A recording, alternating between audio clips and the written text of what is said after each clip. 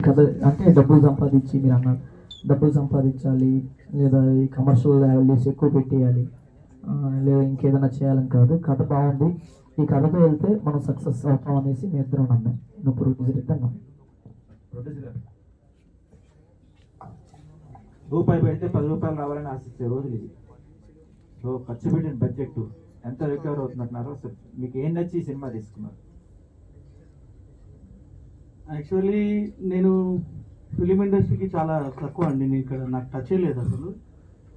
ఆర్యను నాకు ఒక friend common friend through పరిచయం అయ్యాడు. కథ చెప్పినప్పుడు ఆ కథలో కొన్ని మార్పులు చేర్పులు చేసుకుని వేరే ఒక ప్రొడ్యూసర్ త్రూ చేపిద్దామని అనుకున్నాము.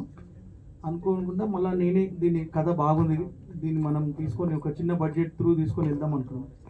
కథాపరంగా ముందుకు పోతున్న కొద్దీ బడ్జెట్ కూడా పెరుగుకుంటూ పోయింది. అలాగే సినిమాల బలం ఉందని ఇంకా నేను ఎక్స్పెన్సెస్ పెట్టడానికి కూడా వెనక ఆడలేదు. నేను సినిమా అదే విధంగా నేను తీసుకుంటూ పోయి అన్ని విధాల బడ్జెట్ కూడా సెక్యూర్గా చూసుకుంటూ ఈ మూవీని ఈ విధంగా తీసుకురావడం జరిగిందండి. డబ్బులు ఇన్ని వస్తాయి అన్ని వస్తాయని అయితే ఎప్పుడు అనుకోలేదు.